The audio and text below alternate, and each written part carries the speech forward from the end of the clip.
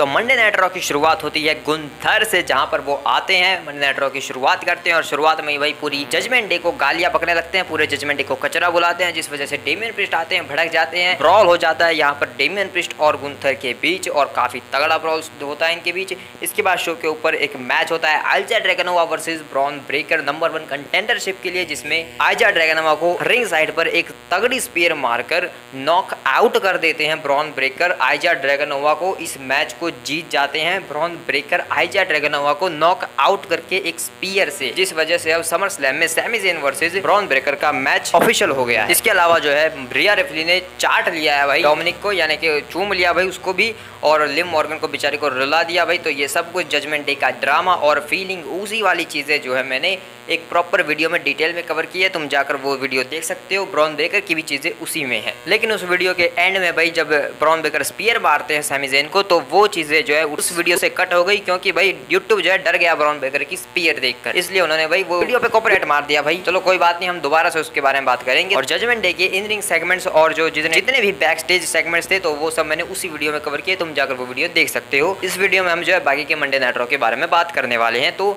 Show के ऊपर जो है इसके बाद एक मैच होता है Lyra Valkyria and versus Sonya Deville, और काफी बढ़िया मैच होता है जिसमें रिंग साइड से इंटरफेयर करते हैं सीना बेसलर सोनिया डेविल की मदद के लिए, और वो कर भी देते हैं, लारिया वेलकेरिया को नीचे फेंक देते हैं भाई टॉप रोप से। लेकिन रिंग साइड पर आ जाती है कटाना चांस और केटन कार्टर, जहां पर रिंग साइड पर भाई शेना बेसलर जोई Stark ketone Carter Katana chance की भसड़बाजी हो जाती है, जिसमें जोई स्टार्क और शेना बेसलर जीत जाते हैं। लेकिन लारिया वेलकेरिया अपना मैच छोड़कर इन दोनों के ऊपर अटैक करने चली गई, जिसका फायदा उठाकर सोनिया डेविल ने अपना फिनिशर हिट किया और इस मैच को पिन करके सोनिया डेविल जीत जाती हैं लारिया वेलकेरिया को हराकर। तो भाई सोनिया डेविल ने जो फैक्शन बनाई है भाई बहुत तगड़ी चल रही है फिलहाल के टाइम पर, और शायद वुमेन्स डिवीजन में एक रेवोल्यूशन ला सकती है। इसके बाद इनका एक मैच और होता है जेलिना वेगा के अगेंस्ट, जो जिसमें जेलिना वेगा जो है ये साबित करने के लिए आती है कि मैं कोई छोटी मोटी सुपरस्टार नहीं हूँ, मैं भले ही हाइट में छोटी हूँ लेकिन मैं सब कुछ जो है संभाल सकती हूँ और मुझे टॉप लेवल पर जाना है। तो इसलिए भाई जेलिना वेगा को यहाँ पर अपने आप को प्रूव करने का मौका मिलता है अगेंस्ट जोई स्टार्क। लेकिन शेना बेसलर ने लास्ट टाइम जो उनका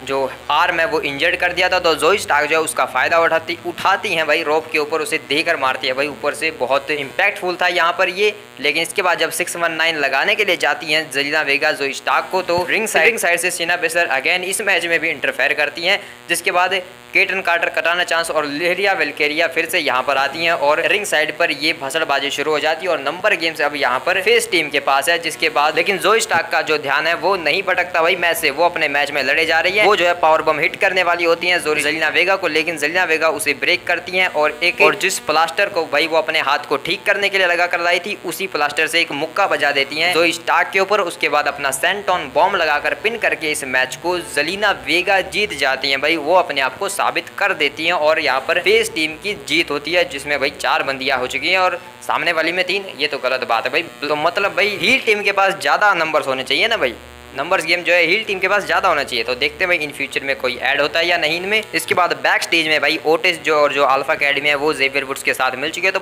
वहां पर बैक स्टेज में वो केक वगैरह खा के एंजॉय कर रहे हैं, उनका मैच होने वाला है। लेकिन मैच से पहले जो है एक क्लिप दिखाई जाती है, क्लिप क्या मतलब भाई कि एक VHS टेप दिखाई जाती है निकी क्रॉस की भाई, क्योंकि निकी क्रॉस जो है हर हफ्ते जो है आकर देती है भाई VHS टेप को, लेकिन इस बार वो नहीं देती, सीधा ही प्ले हो जाती है, जो कि बहुत छोटी सी वीडियो होती है जिसमें भाई, और उसमें पूरी वीडियो में सिर्फ एक ही बात चल रही होती है, लुक एट योरसेल्फ, अपनी आप को देखो, अपनी तरफ देखो। तो भाई इसका पता नहीं क्या है, लेकिन देखेंगे आगे क्या होता है। इसके बाद शो पर जेवियर वुड्स एंट्रेंस करते हैं अकीरा टोजावा और ओटिस के साथ मिलकर, वो लड़ने वाले हैं फाइनल टेस्टमेंट यानी कि कैरन क्रॉस और AOP से। जिसके बाद शो के ऊपर ये मैच स्टार्ट होता है, अकीरा टोजावा काफी बढ़िया परफॉर्मेंस दिखाते हैं, ओटिस को जब टैग मिलता है एक हॉट टैग होता है, आकर भाई वो सबको एक एक क्लोज लाइन बजा के धराशायी कर देते हैं। उसके बाद अपना कुत्ता पिल्ला मूव भी दिखाते हैं वो एकम के ऊपर भाई, जिसे वो हिट कर देते हैं। लेकिन जब वो जोश में होते हैं तो कैरन क्रॉस आकर भाई पीछे से अटैक कर देते हैं, क्योंकि कैरन क्रॉस के पास टैग है, जहां पर ओटिस अपने कॉर्नर में गिर जाते हैं तो जेवियर वुड्स टैग ले लेते हैं और वो टेक डाउन कर देते हैं यहाँ पर कैरियन क्रॉस को, और अकीरा टोजावा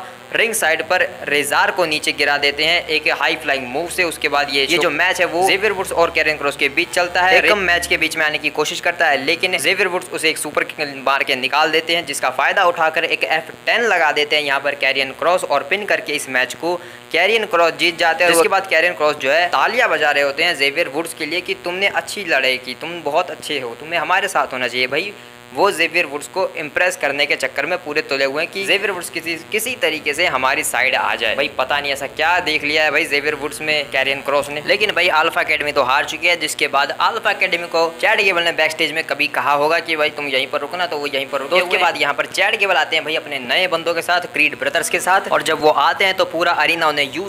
सक बोल रहा होता है और ओटिस भी पूरे अरीना का साथ देते हैं और कहते हैं कि हाँ तुम सक हो, यू सक। जिसके बाद चैट गेबल कहते हैं कि शुक्रिया, तुम लोग यहाँ पर मेरे कहने से थोड़ी देर के लिए रुक गए और मैं यहाँ पर आ चुका हूँ। तो मैं तुमसे कहना चाहता था कि मैं तुम्हें एक आखिरी मौका देना चाहता हूँ, ये सब चीज़ें छोड़ दो और मेरे साथ वापस आ जाओ, मेरे साथ जुड़ जाओ, देखो मेरे साथ कौन है, क्रीड ब्रदर्स। लेकिन ओटिस भाई वो साफ साफ मना कर देते कि मुझे कोई फर्क नहीं पड़ता कि तुम क्या करते हो और तुम्हें क्या करना है, अब तुम्हारे और मेरे रास्ते अलग है, तो मैं तुम्हारे साथ नहीं जुड़ने वाला हूँ। जिसके बाद चैट गेबल जो है मैक्सिम डुपरी और अकीरा को बोलते हैं कि तुम किसकी साइड हो, और वो भाई ओटिस की साइड ही है ऑब्वियसली। तो चैट गेबल कहते हैं कि ठीक है, जैसी तुम्हारी इच्छा, ये करने के लिए तुम लोगों ने मुझे मजबूर किया है। वो क्रीड ब्रदर्स को इशारा करते हैं और उसके बाद क्रीड ब्रदर्स जो हैं वो अकीरा और ओटिस के ऊपर वार कर देते हैं, उन दोनों को धोने लगते हैं। लेकिन भाई ओटिस है भाई बंदा, वो चैट गेबल उसे अपनी तरफ चाहता है, भाई कोई रीज़न होगा। ओटिस भाई एक वार में एक बड़ी सी क्लोज लाइन लगाता है और दोनों को एक साथ नीचे गिरा देता है क्रीड ब्रदर्स, और सीधा फेस टू फेस हो जाता है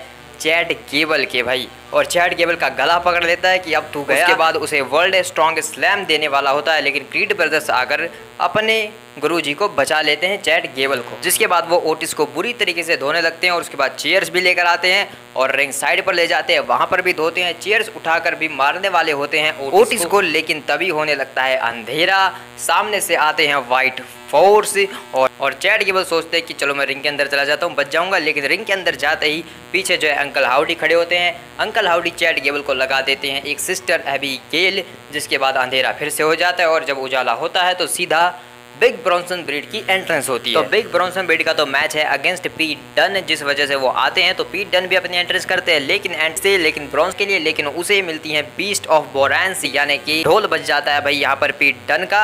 और उसके बाद रिंग के अंदर पड़ जाता है भाई वो। तो उसके बाद शेमस जाते हैं, अपनी ब्रो किक की तैयारी करते हैं, लेकिन पीट डन रिंग से भाग जाता है, जिस वजह से उसके ऊपर तो हिट नहीं हो सकती, लेकिन ब्रो किक तो लगेगी, ये तुझे नहीं तो किसी और को। तो इसलिए शेमस बिग ब्रॉन्सन ब्रीड को लगा देते हैं वो ब्रो किक और स्टेटमेंट देते हैं पीट डन को कि तेरा भी यही हाल होगा, आखिर तूने सब किया क्यों। और इन्हीं सवालों के जवाब जानना चाहते हैं शेमस से। तो शेमस जो है बैक स्टेज में जैकी रेडमोन को इंटरव्यू के दौरान कहते हैं कि ये सब कुछ बहुत हो चुका है, पीट डन जो है वो पता नहीं क्या सोच रहा है, क्या समझ रहा है, लेकिन अब जो है ये वक्त आ चुका है कि वो और मैं आमने सामने हो और मुझे उससे जानना है कि वो ऐसा क्यों कर रहा है। तो देखते हैं भाई क्या पीट डन आकर कभी कुछ बताएंगे कि वो ऐसा क्यों कर रहा है। लेकिन बैक स्टेज में भाई एडम पियर्स बात कर रहे हैं ऑफिशियल रेफरीज से, और वहाँ पर ड्रू मैकिंटायर भी है और वहाँ पर हेलो भी मिलाते हैं, वो हैंडशेक करते हैं ड्रू मैकिंटायर के साथ एडम पियर्स, और लगता है कि शायद माफी मांग लिया भाई ड्रू मैकिंटायर ने रेफरीज से। जिसके बाद सीएम पंक आते हैं शो के ऊपर, अपनी एंट्रेंस करते हैं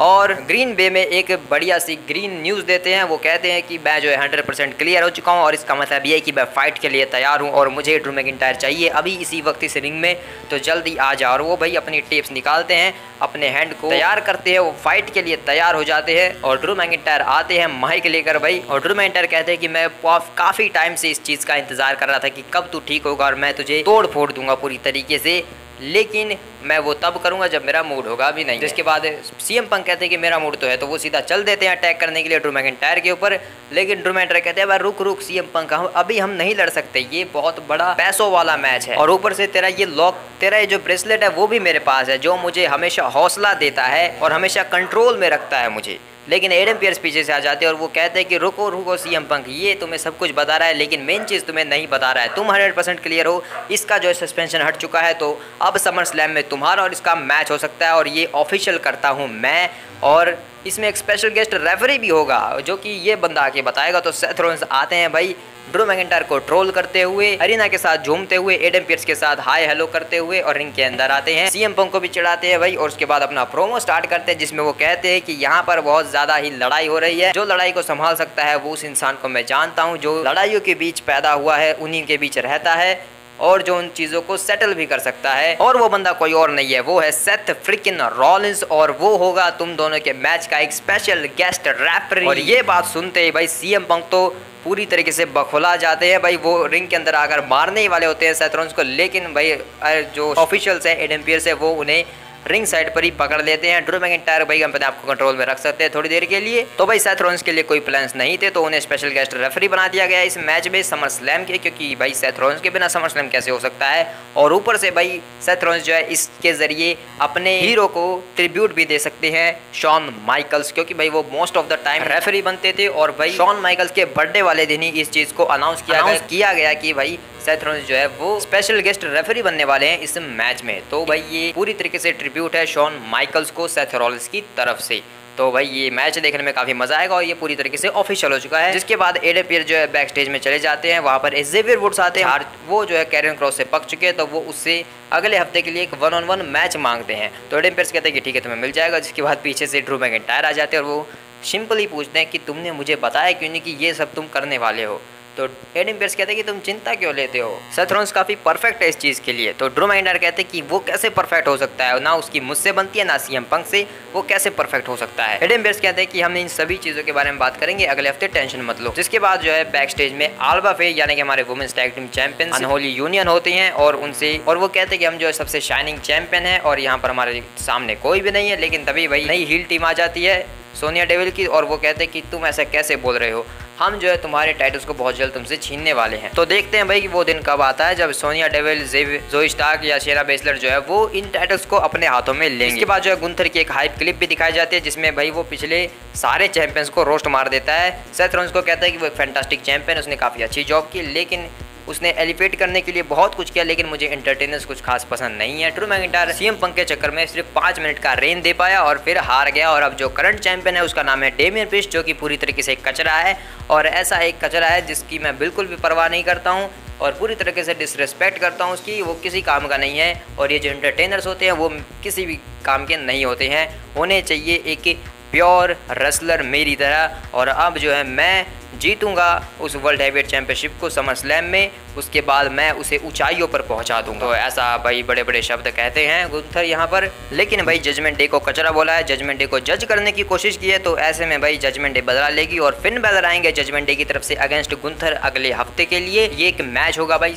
मंडे नाइट रॉ पर अगले हफ्ते। इसके अलावा भाई Xavier Woods versus Karrion Kross का भी एक 1-on-1 मैच होगा और 6 वुमेन टैग टीम मैच भी होगा। Lyra Valkyria, Kayden Carter, Katana Chance versus Zoey Stark, Shayna Baszler and Sonya Deville. और उसी के अलावा भाई चीज़ों को सॉल्ट आउट किया जाएगा, रेफरी इंस्ट्रक्ट करेगा, भाई रेफरी कुछ आदेश देगा ड्रू मैकिंटायर और सीएम पंक को कि उन्हें मैच में क्या करना है और क्या नहीं करना है। तो देखेंगे भाई सेथ रॉलिंस कौन से नए नए रूल लेकर आएगा। भाई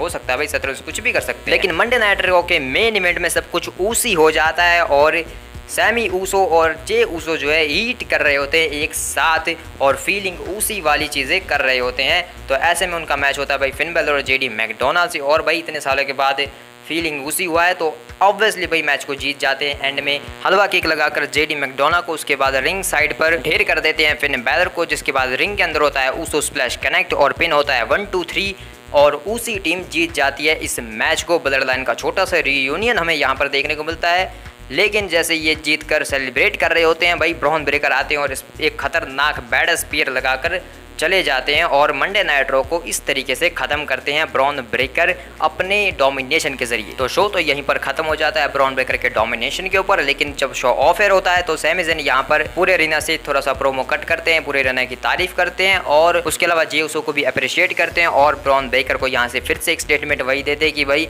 जब तू अगली बार आएगा तो मैं तैयार रहूँगा और तुझे तोड़ फोड़ दूंगा। लेकिन भाई हर बार ऐसा ही बोलते हैं लेकिन कुछ कर नहीं पाते सैमी ज़ेन, वो बात अलग है। देखते हैं भाई मैच में ये लोग क्या करेंगे। तो सब कुछ भाई समर स्लैम का काफ़ी बेसब्री से इंतजार हो रहा है अब